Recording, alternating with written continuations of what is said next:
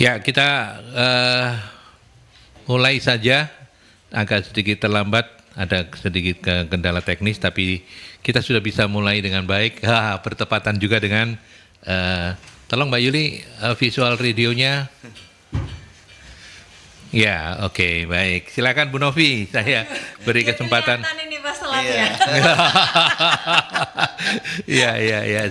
Karena ada gambarnya jadi kelihatan. Iya. Tapi enggak, bukan maksudnya itu kok Bu Novi. Ya, oke. Hari ini kita senang bisa kembali menghadirkan talk show Solusi SDM bersama para narasumber. Ada CEO-nya Magnet Solusi Integra MSC Consulting, Ibu Novianing Tiastuti. Dan saya ketemu lagi dengan Mas Ignatius Henok Indrianto SPSI MPSI, Direktur PT Emco Sejahtera Bersama dan juga Globe Driver. Nanti kita akan tanya apa kedua-duanya, tapi yang pasti saya menyapa Bu Novi dulu. Sehat ya Bu?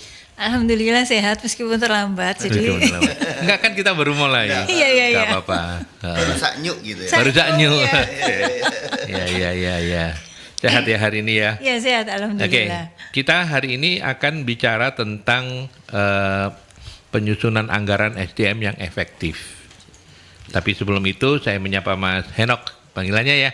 Baik. Mas Henok, kita yang kedua kalinya kita ngobrol di talk show Solusi SDM. Mungkin agak lebih ditarik mendekat aja mikrofonnya. Zaman lama ya itu ya. Iya, zaman lama. Sebelum COVID. Ya. Sebelum COVID itu. Sebelum Iya. COVID. Tapi ketika menyebut Globe tadi saya baru ingat, oh iya Mas Henok. Iya. Tapi tidak ada salahnya juga untuk orang supaya lebih mengenal, karena nggak kenal nggak sayang katanya. Kalau Globe Rent a Car, kita dari namanya aja udah tahu ya bahwa itu memang bisnisnya adalah rental mobil. Betul. Tapi mobil yang seperti apa monggo dijelaskan. Kalau yang Emco Sejahtera Bersama juga, ini perusahaan apa Mas Henok? Jadi yang pertama di Globe Rent Car itu kan core-nya adalah alat angkut sewa atau rental mobil ya. Di mana kita mainnya secara B2B. Sehingga posisi kita ya berdasarkan teknik B2B, jadi ada kontrak, ada MOU dengan klausul-klausul, dengan segala kewajiban kita, hak kita seperti itu. Jadi nggak bisa yang sifatnya perorangan, kita nggak bisa. Jadi saya mau sewa sendiri. Siap. Nggak boleh. Kalau nama MSI boleh. MSI boleh. Oke, atas nama Mercury Mas. Atas nama Mercury boleh. Dan kontrak biasanya paling cepat sebulan ya, minimal sebulan ya. Bisa beberapa minggu bisa. Oh, beberapa minggu bisa. Cuma ya seperti bisa kok tapi. Dan biasanya di hotel-hotel bintang 5 ada counternya gitu ya? Dulu kita ada.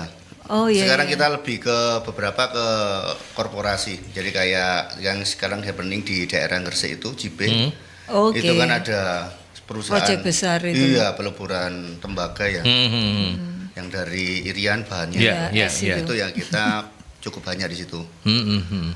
Kalau kantornya Globe Rent Car, apa istilahnya Globe Driver ya? Jadi ada dua. Yang pertama Globe Drive ya. Globe Rent Car itu PT-nya Globe Intertrans. Kemudian dari Beda ya, beda. Beda. Oh sorry, kalau gitu saya yang salah. Jadi Globe Driver itu tempatnya Mas Henok. Yes. Kalau Rent a Car bukan? Iya juga. Oh iya juga. Sebagai HR manager saya. Oh, Begitu. banyak jabatannya jenengan ya. Okupansi. Saya kemarin guyon. Nanti Iya. cuti sebagai direktur berapa, cuti sebagai manajer Ya, HR makanya. berapa. Jadi bisa 2 cutinya bulan banyak. dia. Betul. Kalau diakumulasi bisa 2 bulan deh. Oh jadi dua-duanya itu Ya, ada. masih. Kalau di Globe Driver, tapi ininya sama-sama. Manajemennya sama gitu ya? Ada beberapa manajemennya sama. Cuma kalau di Globe Driver itu kan kita adalah semacam OS outsourcing. Oh. Tapi kita mengkhususkan hanya untuk driver sementara ini Pak ya. Iya, supaya iya, kita iya, lebih Fokus, ada bedanya. Kalau nggak seperti itu kita mungkin susah untuk menjual karena sudah banyak. Oh, sorry, berarti saya sudah paham. Kalau Globe Driver yang ada yang sebagai direktur yang hari ini pakai baju itu aja ya, supaya nggak bingung ya. Iya, boleh. Ya, itu. Itu artinya menyediakan jasa driver. Betul. Oh, ada kebutuhan untuk itu. Cukup banyak, Oh, apalagi di cukup kota banyak. besar ya. Karena kan kalau kita ngomong kota besar, masalah yang paling ditakuti adalah macet, Pak. Kecuali ada mobil terbang. Oh iya. Iya. Dan orang akan seorang profesional ataupun petinggi kan pasti tidak akan menyetir sendiri. dengan kemacetan yang luar biasa. Walaupun sudah dibantu dengan matic mobil misalnya, tetap juga akan merasa lelah. Oke. Jadi dia spend waktu untuk pekerjaan yang lebih ke dia punya core lah. Iya. Oke, jadi itu berarti bisnis so far so good ya kalau group driver. Lumayan. Kalau yang MK-nya sama. Itu yang MCO Pak, group driver itu MCO. PT-nya adalah MCO Sejahtera Bersama. Brandingnya adalah Brandingnya Globe Driver. Oke, baik. Sudah jelas ya, sahabat Mercury, saya yang tidak jelas. Bu Novi ketawa-ketawa aja. Sampaikan. Oke, baik. Nah, hari ini kita bersama para narasumber akan berbincang tentang penyusunan anggaran. Apa yang akan jadi konsentrasi kita, Bu Novi? Iya, ini kan masih mumpung awal tahun momennya, terus kemudian kita mau memastikan kalaupun misalnya perusahaan sudah menyusun anggaran di akhir tahun kemarin gitu, mau memastikan itu apakah sudah tepat juga. Jadi kita mau memberikan insight, ini loh mungkin barangkali ada hal-hal yang kurang dipertimbangkan, karena kalau kita bicara bahwa penganggaran untuk budgeting untuk biaya SDM ini kalau meleset nggak tepat itu nanti impact-nya itu ke pencapaian tujuan perusahaan kayak gitu. Betul. Karena kalau kita bicara HR itu adalah bagian dari bisnis, dan karena itu juga perlu budgetingnya juga perlu dipertimbangkan seperti itu, Mas. Kayak gitu. Kalau kita breakdown begitu, yang masuk kategori yang masuk penyusun anggaran SDM itu apa aja? Pelatihan. Yang gampang gaji lah yang pasti ya. Gaji juga gitu. ya. Iya gitu, Mas. Dan itu terus menerus itu. Terus menerus dan mungkin juga dalam beberapa perusahaan itu porsinya juga cukup besar kayak gitu kan, seperti itu.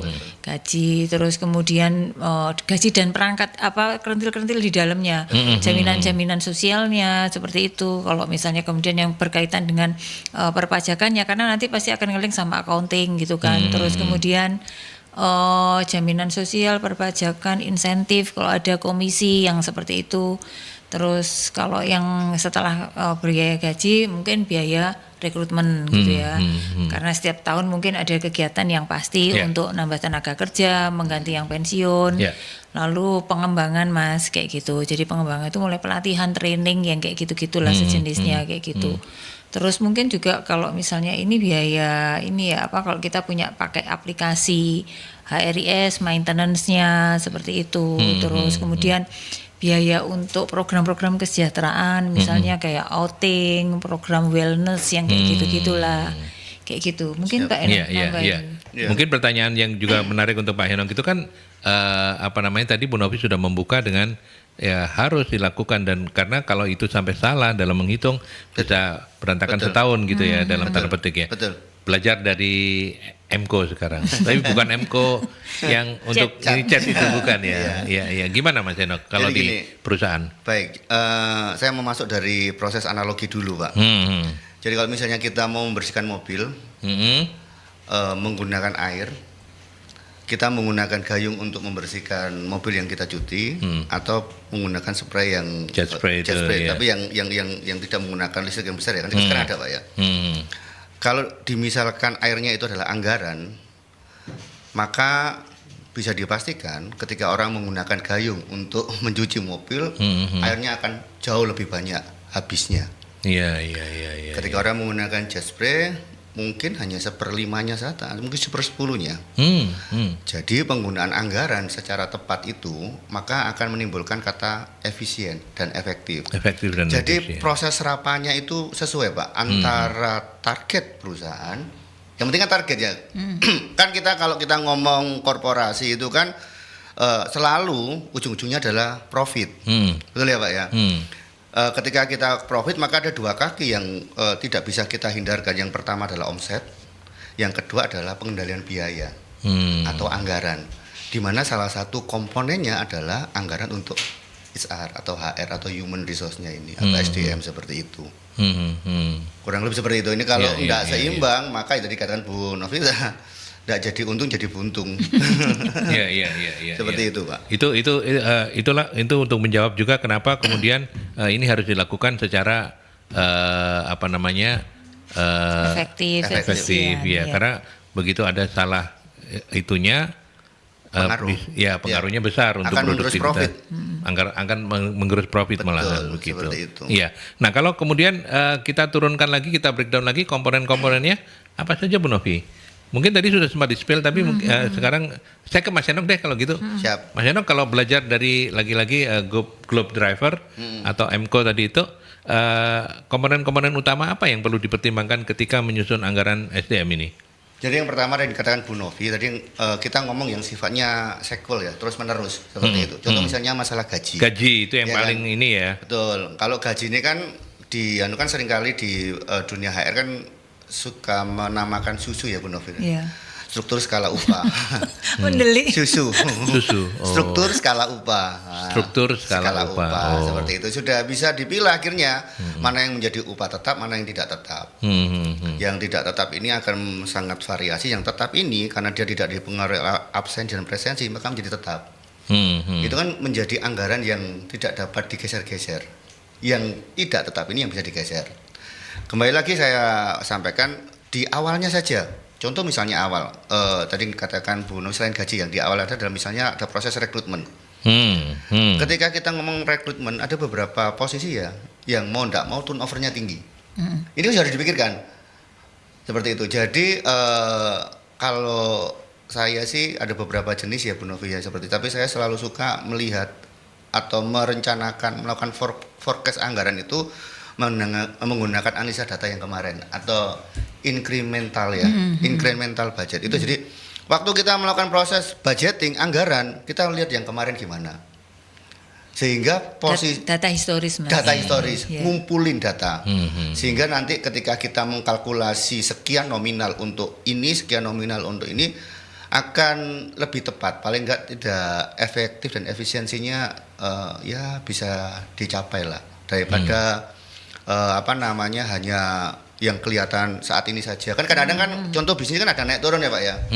Waktu lagi naik, oh ini lagi happening nih, ini dibesar-besarkan. Padahal kalau kita lihat, oh ternyata kalau kita ngomong penjualan ada bulan ramai, ada bulan sepi.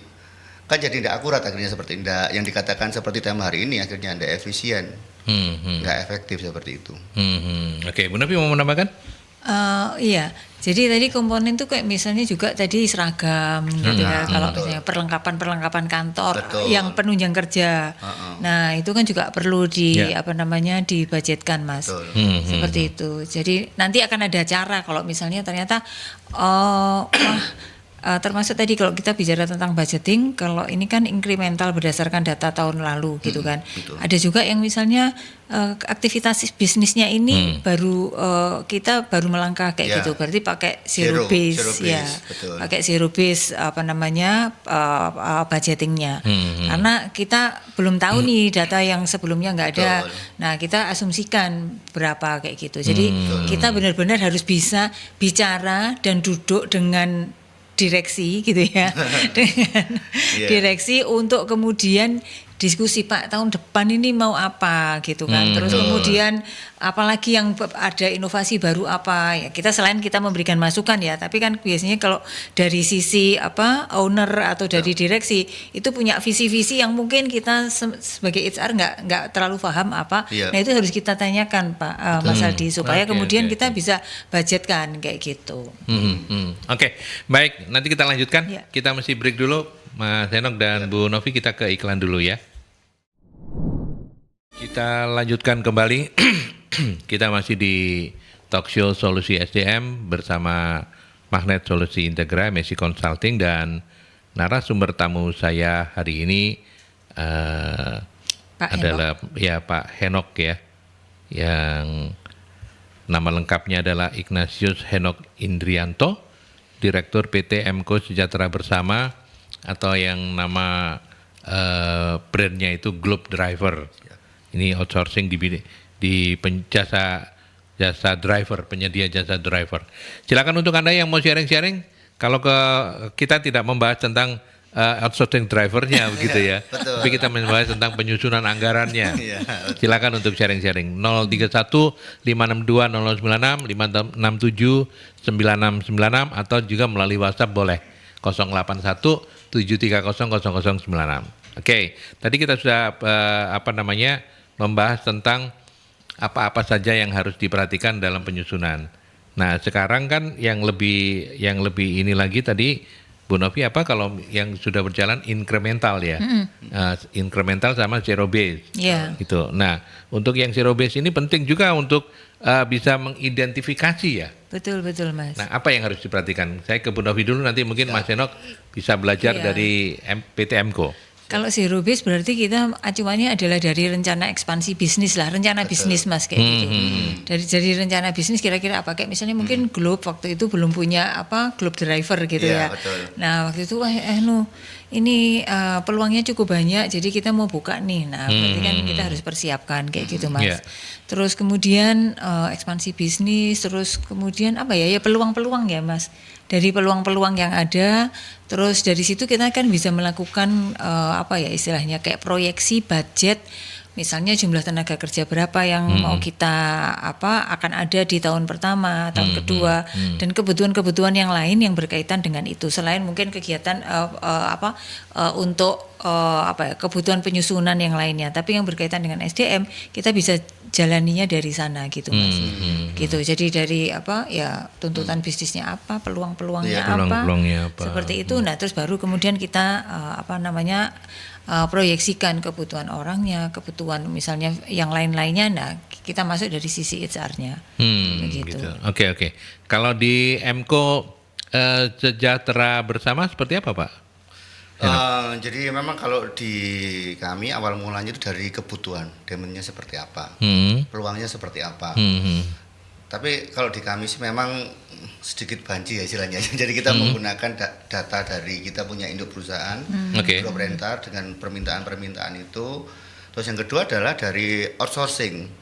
Kita menggunakan outsourcing, tapi kecepatan dan Pemenuhannya mendapatkan seperti kebutuhan kita itu cukup lambat ya. Di bawah ekspektasi. Oke. Sehingga daripada kita harus membayar manajemen fee, kalau kita kalkulasikan misalnya satu orang itu ada manajemen misalnya ya 700.000, misalnya ada 100 orang sudah kelihatan sekian puluh juta. Daripada itu uang terbuang percuma, kenapa tidak kita kelola sendiri sambil kita mengembangkan, mendevelop bisnis baru, anak perusahaan baru dari Globe itu. Dan core-nya tidak saling mengkanibal, Pak. Yang penting kan tidak saling mengkanibal, saling melengkapi. Kalau bisnis mengkanibal akhirnya lebih susah, tapi kalau saling melengkapi ya bisa sinergi seperti itu. Jadi kalau misalnya untuk mengidentifikasinya, dasarnya lebih ke ini ya, dasar dari grup data grup itu tadi itu ya. Dari induk dari induknya ya. Kalau di kami ya seperti itu. Ya ini kan karena bisnisnya masih relate, jadi bisa dipakai acuan kayak gitu Mas. Izin sharing yang disampaikan Bu Novi itu, kalau yang zero base biasanya juga digunakan untuk beberapa NGO, Bu. Jadi di mana beberapa bidang usaha yang dia tidak melakukan non profit lah ya. Non profit. Jadi aktivitas atau programnya sesuai dengan target yang ada. Biasanya makanya kalau kita ngomong beberapa NGO kan tidak ada aset. Salah satu contohnya ya. Jadi proyek ini selesai ya sudah, nanti baru lagi dengan by project kayak begitu gitu ya. Tapi kalau yang seperti pada umumnya sih ya masih menggunakan incremental budgeting. Kalau soal metode ini metode apa yang bisa digunakan, itu metodenya ada macam-macam toh untuk menetapkan ini kira-kira kebutuhan budgetnya bagaimana gitu. Sebenarnya gini Mas, tadi untuk katakan gini, kebutuhan orangnya berapa gitu kan. Nah, berarti kita bisa lakukan dari data, mungkin bisa dari data yang ada. Kita juga bisa melakukan ini kalau saya bilang analisa untuk melihat kira-kira beban kerjanya seperti apa, sehingga kemudian kita akan menetapkan kebutuhan biayanya berapa kayak gitu. Jadi jumlah orangnya berapa, sehingga kemudian bisa ketahuan berapa. Atau bisa juga kalau dari yang sudah jalan gitu Mas, itu kita bisa juga menggunakan analisa gap kompetensi. Karena mungkin ada divisi-divisi kayak tadi misalnya rekrutmen, ada divisi-divisi tertentu yang ininya tinggi, turnover rate-nya tinggi. Nah, kalau turnover-nya tinggi berarti kebutuhan itu harus kita utamakan kayak gitu Mas gitu. Jadi termasuk tadi tuh kalau misalnya analisa gap kompetensi, ada divisi tertentu atau jabatan pekerjaan tertentu yang gap kompetensinya rendah, berarti kita harus fokus nih untuk peningkatan kompetensinya dulu dibandingkan kita merekrut yang baru. Betul. Kita optimalkan dulu yang ada. Berarti itu harus kita utamakan. Jadi ngelihatnya itu sumbernya itu dari sana kayak gitu Mas. Betul. Antara Iya, lain iya, begitu iya, sih. Iya. Iya. Mau menambahkan Mas Enok? Lebih ke akar masalahnya sih seperti itu. Jadi contoh misalnya kita mau jadikan Bu Novi ya. Novi. Misalnya ada gap kompetensi. Kan gap kompetensi ini kan didapat dari data ya Bu ya. Biasanya datanya itu dari KPI. Antara pencapaian dan target itu cukup tinggi diferensialnya seperti itu. Sehingga ya ini ternyata ini poin ini, value ini yang kurang, maka dilatih dulu seperti itu. Jadi waktu ngasih training itu tidak ngawur gitu loh Pak. Jadi biasanya kita menggunakan TNA Bu ya, training need analysis seperti itu. Jadi tahu butuhnya ini A yang modelnya A1 seperti itu. Jadi lebih presisi untuk memperpendek tadi katakan Bu Novi gap kompetensi tadi itu. Ini saya ada cerita. Jadi ini doakan ini bisa jadi sudah jadi deal sama kita. Ya. Jadi ini ada sebuah perusahaan yang rencar hampir sama dengan bisnisnya Pak Enok tapi di luar pulau sana. Yang dia ini sekarang ada sekitar 100-an drivernya yang mau dilatih. Dilatihnya itu bukan dilatih keterampilan mengemudi, tetapi lebih ke etika. Jadi ke mindset bagaimana memberikan service excellent yang bagus. Karena ini tadi kembali, kenapa kok sekarang ini membudgetkan cukup besar untuk itu? Karena dia ini mobilnya disewa oleh BUMN, yang dimana BUMN itu standarnya itu kan nasional. Betul. Sehingga ini karena dia di luar pulau, ketika ada tamu-tamu dari Jawa, bahasanya gitu, dari Jawa yang dengan standar cukup tinggi atau mungkin juga dari Jakarta. Nah itu ketika datang sana, drivernya itu dianggap bahwa mereka kurang sopan lah, attitude-nya kurang baik, kayak gitulah. Terus glembosi kalau bahasa sini, Iya betul. kayak gitu. Sehingga dia ini sekarang ini mau itu tadi pelatihan, tapi pelatihannya mau lebih ke sana. Nah ini kan artinya budget untuk ini yang dulu tidak pernah ada, Timbul. sekarang harus ada. Betul. Kayak gitu. Oke, Jadi itu tadi bisa menjawab yang untuk zero base dulu Nggak ada. nggak pusing gini-gini kayak gitu. Nah ini sekarang harus membudgetkan untuk ini karena itu tadi, dan yang komentar itu adalah beberapa GM yang berkunjung ke area sana gitu, sehingga ya dia harus berbenah lah, kalau enggak ya nanti dilepas sewa yang lain. Kayak gitu. Iya. Zero base itu menjadi lebih mudah dari yang incremental dalam penyusunan anggarannya. Sebenarnya nggak Pengalaman mudah juga. karena kita Nggak masih mudah. trial error, Meraba-raba masih ya. raba-raba. Justru malah Iya. tidak mudah ya, Iya, karena tidak mudah. Makanya kalau saya izin sharing, kalau misalnya itu bukan masalah yang paling baik yang mana, tapi yang paling cocok yang mana. yang paling cocok yang mana. Sama seperti leadership toh Pak. Orang bilang ngomong misalnya, otoriter itu jelek, belum tentu. Tergantung. Iya. Situasi dan kondisinya. Kalau misalnya memang situasi dan kondisinya dibutuhkan pemimpin yang otoriter, maka tepat untuk itu. Seperti itu. Jadi tidak ada yang paling baik yang mana, seperti itu. Iya. Oke, baik. Saya geser dulu ke Pak Anton yang sudah mengirimkan pertanyaan melalui teman-teman di Posko ya. Pak Anton pertanyaannya begini, Globe Driver yang bergerak di bidang penyedia jasa tentu mengutamakan keselamatan baik customer maupun tim drivernya sendiri. Bagaimana dengan budget yang disediakan untuk asuransinya? Apakah dapat cover BPJS dan ini tentu masuk dalam anggaran SDM? Mohon penjelasan. Mungkin ke Mas Enok. Izin menjawab. Jadi yang pertama, kan tadi saya sudah sampaikan bahwa kita ini bermainnya hampir 80% di B2B. Ketika kita ngomong B2B, maka regulasi-regulasi yang ada itu berusaha sebisa mungkin untuk kita lengkapi. Contoh misalnya masalah BPJS itu kan bukan regulasi ya Pak ya. Yeah. Seperti itu. Bahkan sekarang ini ada namanya, kita kalau kita punya budget yang kita tawarkan ke customer itu ada namanya kompensasi.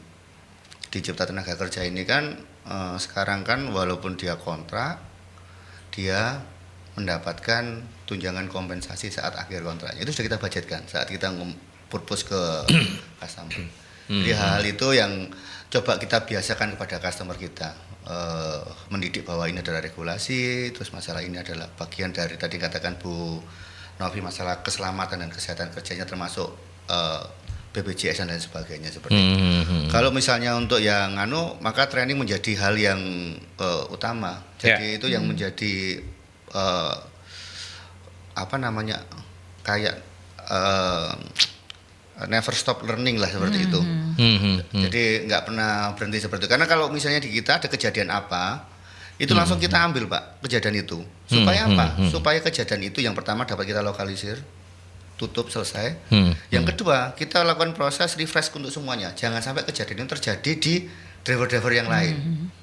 Nah ini kan suatu hal yang terus menerus, nggak bisa stop di situ saja. Ya seperti itu. Oke, jadi untuk Pak Anton, kalau di Globe Driver yang Mas Henok lakukan adalah itu sudah masuk biaya Sudah masuk regulasi. Sudah masuk regulasi. Jadi ya? comply lah intinya Iya, gitu. comply. Iya betul, betul. Apalagi kalau tadi itu B2B ya, yang dimana kayak tadi yang customer besarnya yang Betul. saat sekarang itu pasti mereka Pasti. nggak mau main-main. Betul. Cukup dengan yang disediakan pemerintah atau kalau di grup Drive bekerja sama dengan perusahaan asuransi swasta? Cukup yang di pemerintah minimal Pak. Minimal Iya. ya. Paling nggak itu sudah cukup. Nanti karena kalau tambah gitu kosnya makin gede, yang sewa Betul. nanti biayanya Betul. makin tinggi. Iya makanya. Kan mesti ditagihkan. Iya. Iya. Baik pro rate maupun mesti ditagihkan. Itu Pak Anton kalau mau mengintip dan sudah mau diintip gitu ya. Bu Novi mau menambahkan untuk Pak Anton misalnya? Apakah tadi ya sebaiknya di ketentuan-ketentuan dasar yang ketenaga kerjaannya diikuti kayak gitu, karena lebih aman juga buat Bapak gitu, karena lebih aman juga buat kita maksudnya Iya, sebagai betul. perusahaan. Karena kalau misalnya ada apa-apa terus itu nggak ada gitu kan ya gimana, Betul. apalagi dia di jalan kan ya itu Iya. sudah basic banget gitu. Betul. Kayak gitu. Contoh ya, Iya. sharing aja. Iya. Ada beberapa hal yang sifatnya itu dulu waktu dengan vendor kita itu tidak aware untuk. Misalnya orang terjadi kecelakaan kerja. Hampir dulu driver-driver yang ada itu larinya ke BPJS Kesehatan.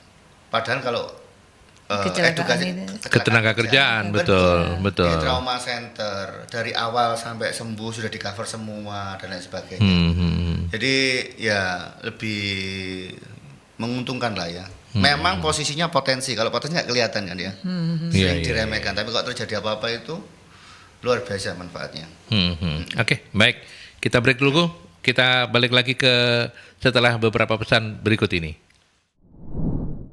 Baik, kita lanjutkan kembali. Kita masih membahas tentang bagaimana menyusun anggaran, ya, yang efektif. Ada Pak Damang yang bergabung juga di talk show ini. Terima kasih Pak Damang, selamat pagi. Suatu usaha yang bergerak di bidang jasa, anggaran SDM untuk pengembangan karyawan ini menempati posisi sekrusial apa dibanding keselamatan dana perusahaan pada umumnya? Gimana Bu Novi? Krusial karena jasanya jasa apa Mas? Tidak disebutkan. Oke. Bergerak di bidang jasa begitu saja. Oke. Anggaran SDM untuk pengembangan karyawan ini posisinya sekrusial apa dibandingkan keselamatan dana perusahaan itu, maksudnya seluruh dana perusahaan itu Tergerus. maksudnya? Profitnya tergerus mungkin ya. Iya, takutnya untuk pengembangan itu bisa menggerus keselamatan perusahaannya gitu lah, kira-kira kayak begitu kira-kira ini dibandingkan Iya, keselamatan gitu ya, dana Pak perusahaan. Damang, ya. Iya, mudah-mudahan saya mewakili Pak Damang. Iya, jadi intinya begini kan, karena ya bisnis itu yang menjalankan SDM, maka ya ini harus ditempatkan sesuai dengan porsinya. Kalau misalnya kita bicara tentang kurang lebih berapa sih yang ini, kalau kita bicara manufaktur bisa antara 25, 35, kalau ini padat karya ya. Iya. Kalau padat karya bisa sampai segitu. Tapi kalau ini sudah bermesin, sudah otomatisasi yang manufakturnya, itu bisa lebih kecil sampai 20% Betul. biaya SDM-nya. Karena kalau manufaktur itu kan masih ada bahan baku yang kayak gitu segala macam kan Mas. Yang itu sebenarnya juga cukup besar. Ya. Nah, kalau kita bicara jasa, sebenarnya jasanya jasa apa dulu? Kalau jasa misalnya kayak hospitality, hotel kayak gitu. Nah, itu juga berapa Pak kalau hospitality? biasanya lebih tinggi. Saya Iya, menggunakan contohnya Bu Novi tadi ya, yang disampaikan tadi waktu istirahat. Jadi kalau misalnya Bu Novi dengan salah satu vendornya Bu Novi misalnya ada komplain tentang itu, dampaknya apa? Jadi hilang, bukan tergerus Pak.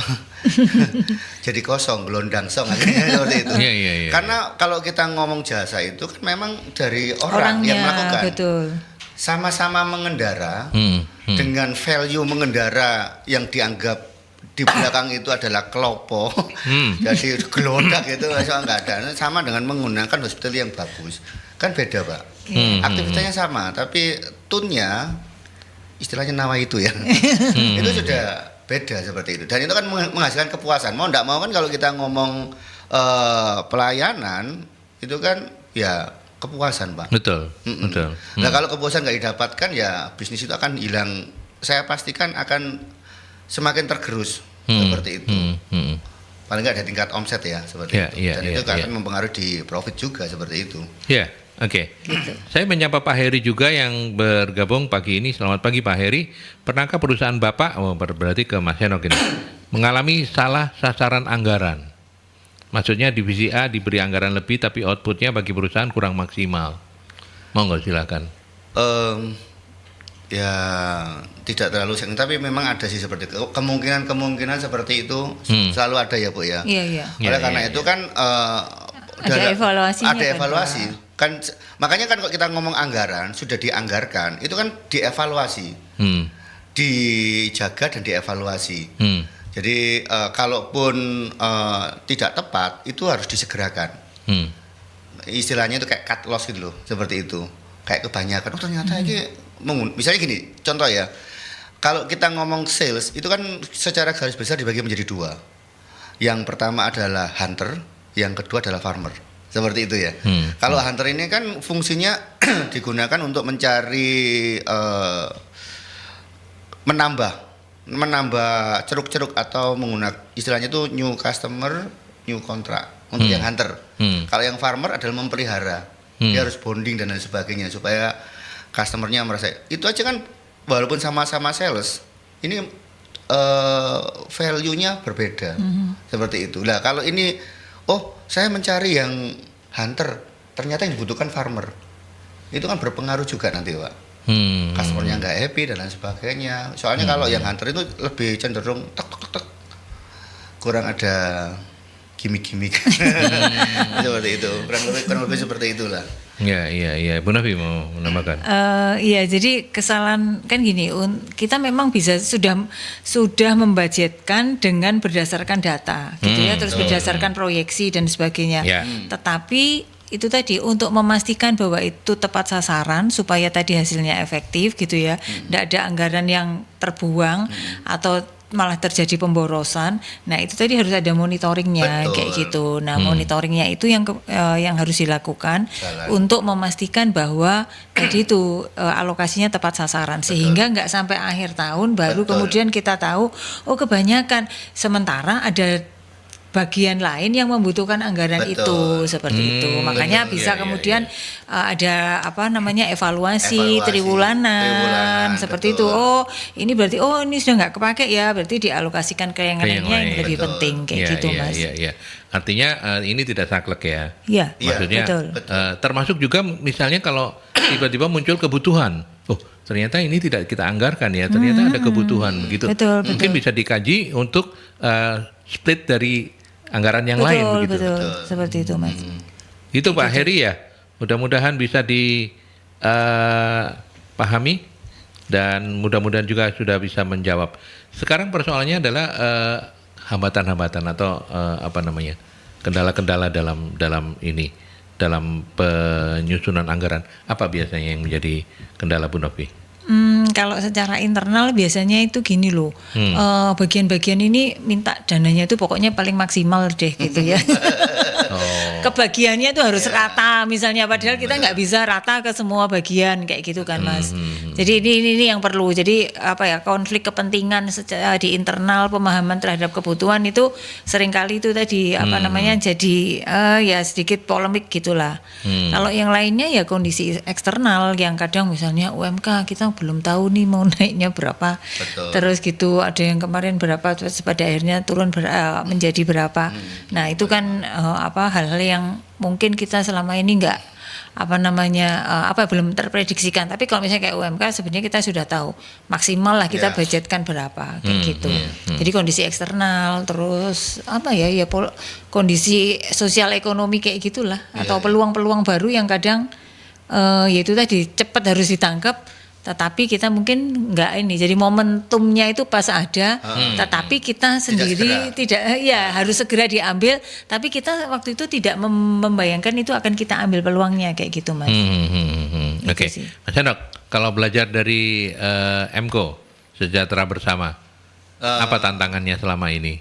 Jadi yang dikatakan Bu Novi itu kebanyakan seperti itu ya, jadi kayak diiris sama rata kayak gitu. Padahal kalau kita lihat kebutuhan kan berbeda-beda. Yang pertama, yang kedua adalah terutama yang ngomong manusia ya. Contoh misalnya training. Training ini kan tadi tidak bisa suatu kepastian bahwa ini akan bisa seperti ini. Kalau harapan ada, harapan yang dianalisa ya Pak ya seperti itu. Karena tidak nampak potensi itu biasanya itu beberapa pimpinan itu agak sedikit enggan. Jadi saya juga beberapa kali di beberapa perusahaan mulai fabrikasi dan sebagainya. Kalau kita ngomong anggaran, cakep nih seperti itu. Enggak, karena posisinya nggak nampak, tidak nampak seperti itu. Terutama human ya. Kalau yang dikatakan yang di pabrik seperti itu, kita mau ini pabrik makanan, Idul Fitri, Natal, rame-ramenya beli bahan baku banyak anggarannya kelihatan. Tapi kalau human ini kan nggak kelihatan Pak. Ya. Jadi itu yang menjadi kendala utamanya di situ. Makanya kalau di kita saat kita mengatakan harus diskusi dengan owner ataupun pimpinan, ini ada baiknya kita menggunakan data. Sehingga lebih bisa melihatkan, oh ini loh dengan forecast yang harapannya seperti ini. Ya, artinya yang lebih sulit memang penganggaran untuk yang bidang human tadi itu ya. Human resources ya, dibandingkan yang nampak, terutama yang tidak nampak tadi itu. Oke, itu yang terus apa lagi? Ada nggak tantangan-tantangan yang misalnya muncul sesuatu yang tidak terprediksi? Seberapa sering Mas Henok situasi itu terjadi dalam tahun anggaran gitu misalnya? Tidak terlalu sering. Tidak terlalu sering sih. Yang justru yang perlu kita sama-sama itu kalau ini Bu Novi izin pernah dengerin ya variabel Estranus. Jadi variabel Estranus itu adalah variabel yang tidak ada perhitungan tapi membuat semuanya jadi buyar seperti itu. Oh gitu. Nah itu gimana itu? Ya kalau saya sih menguranginya itu ya menguatkan diri pada SOP yang ada. Contoh misalnya ya. Kita punya klien, kemudian klien ini saat krusial, kebutuhannya sangat penting, tiba-tiba di kita ini one prestasi, driver kita ini apalah seperti itu.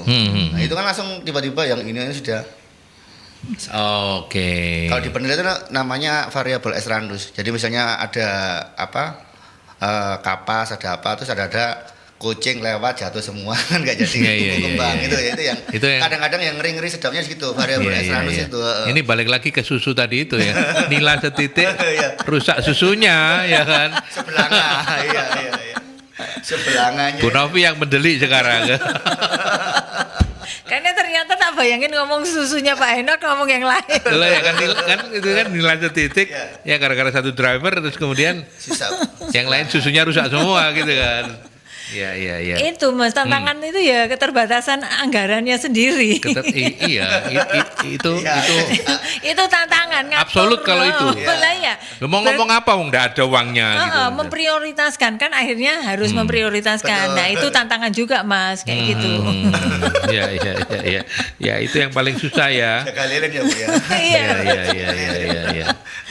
Tantangan itu yang paling susah dan Apalagi kemudian pertanyaan sulit berikutnya adalah ketika kondisi perekonomian seperti sekarang gitu ya, banyak orang. Betul. Nah, bagaimana kemudian menyusun anggaran dalam situasi yang apa istilahnya? Boleh nggak disebut ketidakpastian perekonomian bisnis kita hari ini? Gimana kalau menurut Mas Henok? Yang pertama, ini kan kita ngomong ketidakpastian ini kan terjadi proses fluktuatif ya Pak ya.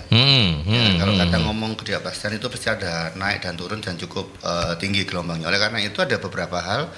Kalau kita sudah punya historis yang lalu ya kita. Jadi gini, ada target idealis. Ambisius seperti itu misalnya sekarang 3M kita targetnya misalnya 10% dari 3M itu kan ambisius dan seperti itu, tapi yang dengan ketidakpastian ini kita harus menggunakan target realistis. Dari mana? Ya dari historis ya. Dari data kemarin lah ya. Dari data kemarin kita pertumbuhan kita dan lain sebagainya omset cuma 3%. Ya, berarti kan cuma 3% atau 4%. Ketika itu dapat, itu kan akhirnya bisa tahu yang dikatakan Bu Novi, anggarannya sekian. Dari anggaran sekian itu baru di breakdown ke beberapa bagian seperti itu, sehingga dicukup-cukupkan seperti itu. Tapi running perusahaan tetap bisa berjalan. Seperti itu. Ya. Bu Novi, kalau soal ketidakpastian gimana? Kalau ketidakpastian saya kurangi yang variabel yang tidak tetap. Jadi misalnya kalau misalnya berkaitan dengan tenaga kerja, kita bisa gunakan alternatif untuk outsourcing yang kayak gitulah, atau mungkin harian freelance yang kayak gitu Mas. Jadi kan kalau pas itunya tinggi ya kita sementara pakai itu alternatif itu, sehingga nggak tidak membebani secara tetap kayak gitu.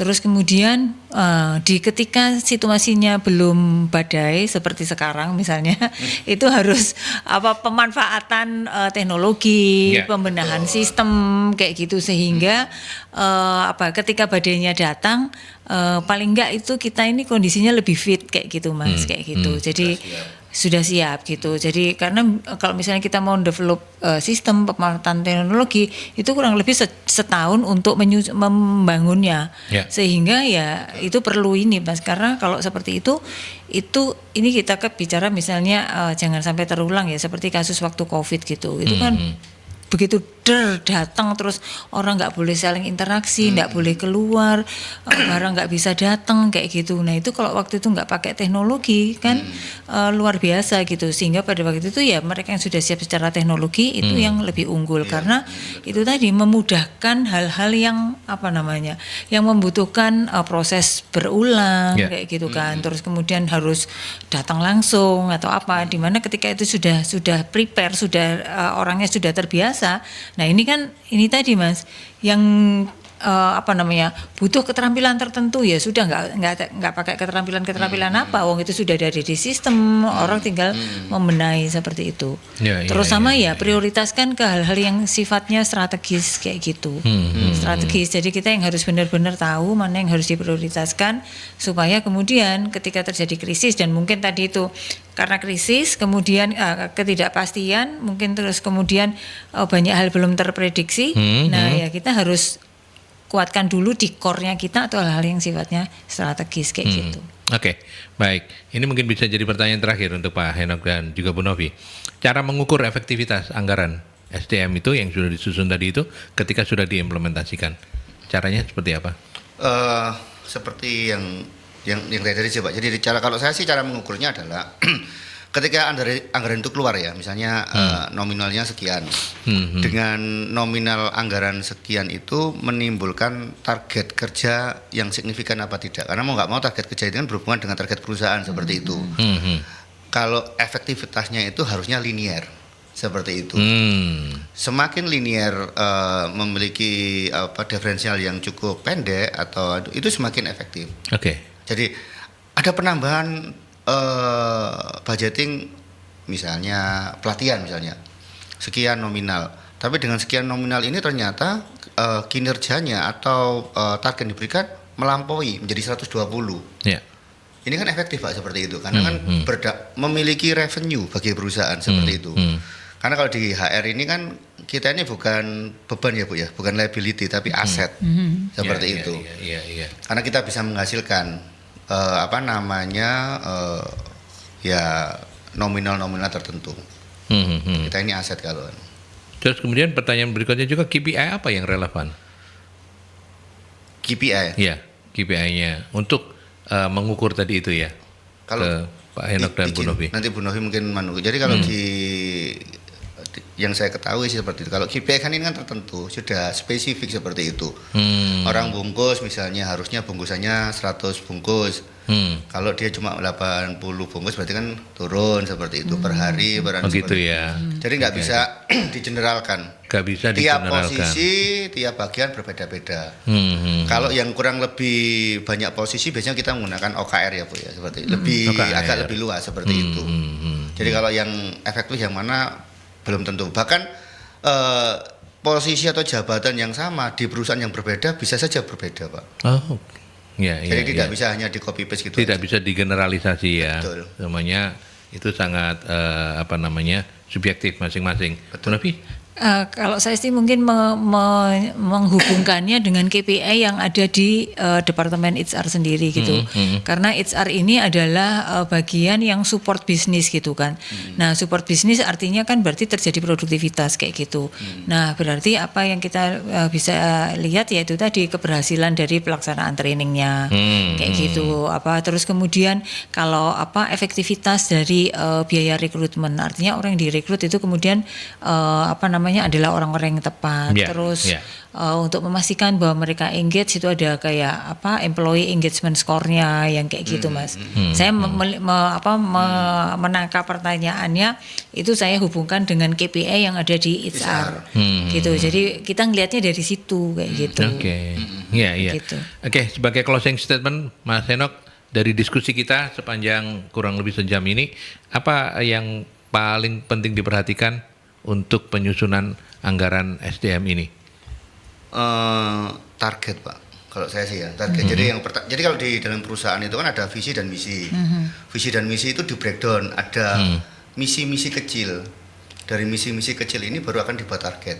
Dari target ini nanti akan berkembang menjadi yaitu anggaran dan lain sebagainya. Kalau itu dilakukan secara linear ya rasanya akan bisa melakukan proses sinergitas pada perusahaan tersebut. Gitu. Oke, baik. Terima kasih Mas Ignatius Henok Indrianto SPSI MPSI, Direktur PT Emco Sejahtera Bersama atau Globe Driver. Matur nuwun ya Mas Henok. Siap. Sukses terus untuk perusahaannya, Sama-sama. jenengan juga sehat-sehat Bu terus. Novi, Pak Aldi. Amin. Panjang rezeki. Panjang rezeki luar biasa. Kapan-kapan boleh kita dikirimin kepiting. Iya. Oh Dia iya. punya usaha sampingan Iya. kepiting. Bu Novi. Kita masak rica-rica. Iya. Oke, Bu Novi apa closing statement-nya dan apa kegiatan agenda MSI terdekat? Jadi kalau dari saya penganggaran kelihatannya sederhana, tapi seperti halnya kita mengelola keuangan kita gitu ya. Ini sesuatu yang perlu perhatian dan harus cukup detail serta juga dengan mempertimbangkan aspek-aspek yang mungkin kita belum pernah lakukan sebelumnya. Seperti itu. Jadi harus ada kayak tadi faktor NUS yang tadi disampaikan, ekstra NUS yang disampaikan oleh Pak Henok tadi. Oke. Kayak gitu. Kalau MSI apa yang perlu Kalau diinformasikan? MSI, jadi kita masih punya agenda ya Mas, yang hari Jumat besok ini kita akan ada webinar series, bersama series seperti itu jam 3 sampai jam setengah 5. Lalu kemudian kalau pelatihan dan sertifikasi yang jalan yang di bulan Januari ini nanti di hari Sabtu tanggal 24 itu buka tentang yang pelayanan prima, yang 25 Januari itu yang sekretaris. Lalu kalau di Februari kita buka yang public relation, TOT dan juga MSDM dan public speaking. Oke, Semuanya baik. ber-BNSP. Baik, terima kasih banyak. Sehat-sehat terus ya Bu Novi ya. Terima kasih, Kita Mas ketemu Aldi. lagi. Minggu depan kita libur ya. Minggu depan libur. Oke. Libur. Ya Minggu tadi depan ada kita narasumber yang nanya, Bu, minggu depan libur enggak? Oh iya saya. Iya. Kecepet soalnya itu. Iya. Nanti jangan-jangan kita talk show Bu Novinya yang libur. Iya. Kan pelanggaran Juga namanya itu. jalan-jalan. Jadi kita Iya. kasih kesempatan Kita- ya. Iya, kopi bacoy ya. Iya. Imlekan. Terima kasih Pak Henok. Siap. Terima kasih Bu Terima Novi. kasih Mas Aldi. Sampai di sini kita ketemu di talk show Solusi SDM selanjutnya. Sampai jumpa.